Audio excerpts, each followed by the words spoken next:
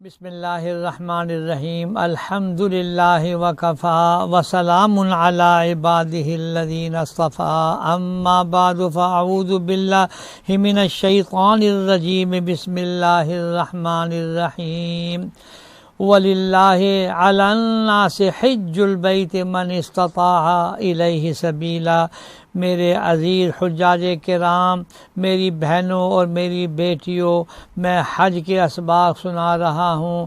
آپ حج نمبر 6 آپ کو سنانے لگا ہوں، اس کی طرف توجہ فرمائیں۔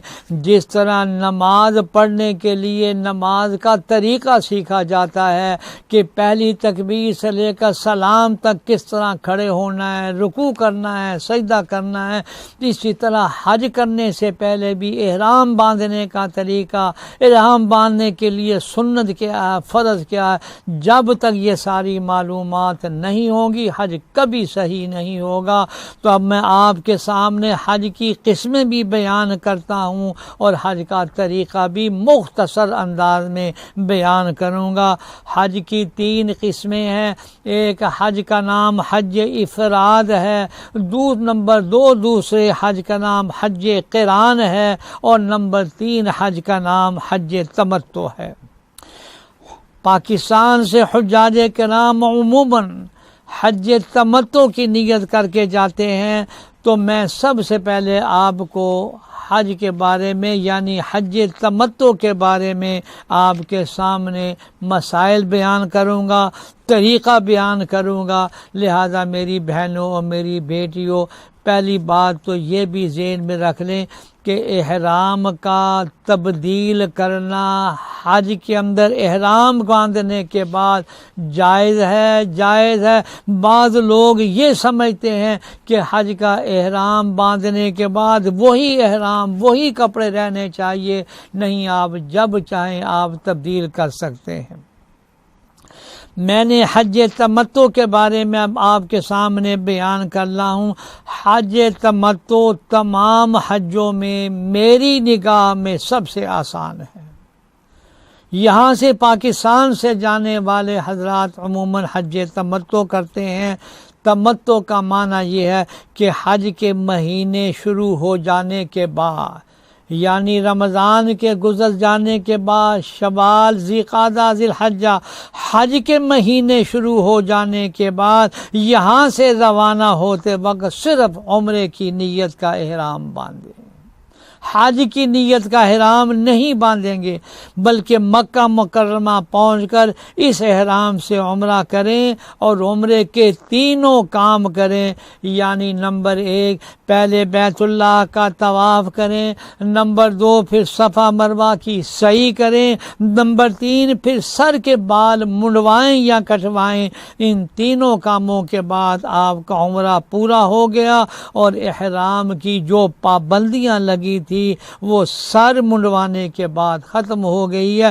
اس کے بعد ذی الحجہ کی 8ویں تاریخ تک مکہ مکرمہ میں آپ بغیر احرام کے رہیں۔ 8ویں تاریخ کو مکہ سے حج کا احرام باندھ کر مینا جائیں، 9ویں تاریخ کو عرفات آئیں، رات کو مزدلفہ جائیں، 10ویں تاریخ کو واپس مینا آ کر پہلے بڑے شیطان کو کنکریاں ماریں، پھر قربانی کریں، پھر سر منڈوا کر احرام کھول دیں۔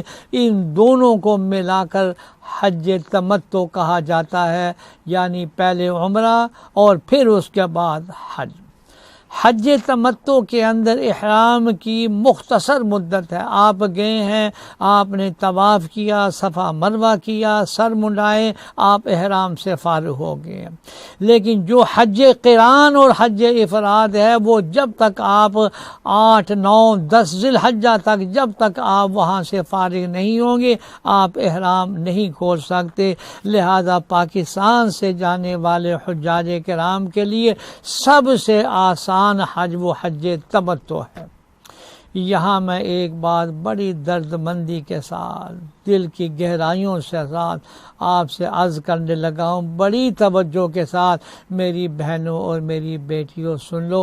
احرام باندھنے کے بعد، یعنی احرام باندھنا یہ ہے کہ آپ نے ایک چادر اوپر لے لی، ایک چادر نیچے ہے، اور اس کے بعد آپ نے 2 نفل پڑھ کر آپ نے کہا اے اللہ میں عمرے کی نیت کرتا ہوں، یا آپ یہ کہتے ہیں یا اللہ میں حج کی نیت کرتا ہوں، تو اس کے بعد آپ نے لبیک اللہم لبیک پڑھا۔ اس کا پڑھنا واجب ہے اور ضروری ہے، لیکن احرام باندھنے کے بعد میں جس بات کی طرف متوجہ کرتا ہوں، اللہ کا واسطہ دے کر کرتا ہوں، آپ نے اپنی نگاہ کی حفاظت، زبان کی حفاظت، یاد رکھنا حالت احرام میں اگر کوئی گناہ سرزد ہو گیا ہے تو پھر وہ اتنا اس کا قلب پر گندا اثر پڑے گا میری بہنوں اور میری بیٹیوں، پھر اس کا ازالہ بھی بہت مشکل ہوگا۔ لہذا احرام باندھنے کے بعد آپ نے اپنی زبان کو، اپنی نگاہ کو اٹھنے بیٹھنے پر بہت پہرا دینا ہوگا۔ اللہ ہم سبوں کو حضرت صلی اللہ علیہ وسلم کی خوشنودی کے مطابق عمل کرنے کی